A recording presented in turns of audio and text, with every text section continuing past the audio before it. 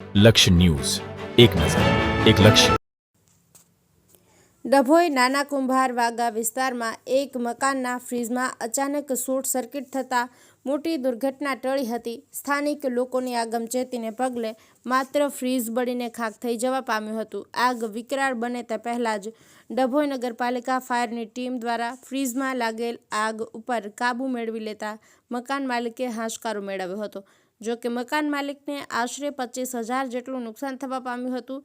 ડભોઈ નાના કુંભારા વાગા વિસ્તારમાં રહેતા અશોકભાઈ ડાહ્યાભાઈ પ્રજાપતિના મકાનમાં રસોડામાં મૂકેલા ફ્રીજમાં અચાનક શોર્ટ સર્કિટ થતાં આગ લાગવાની ઘટના પ્રકાશમાં આવી છે. જો કે સમગ્ર ઘટનાને લઈને સ્થાનિકો દોડી આવ્યા હતા અને ડભોઈ નગરપાલિકા ફાયર ટીમને જાણ કરતા ગણતરીના મિનિટોમાં ફ્રીજમાં લાગેલ આગ પર કાબૂ મેળવી લેવાયો હતો. સમગ્ર ઘટનામાં ફ્રીજ બળીને ખાખ થયું, જ્યારે મોટું નુકસાન થયું નથી. મકાન માલિકે હાશકારો મેળવ્યો હતો. સમય સૂચકતાને સાવધાનીના પગલે મોટી દુર્ઘટના ટળી હતી. નિરંજન ચૌહાણ, ડભોઈ.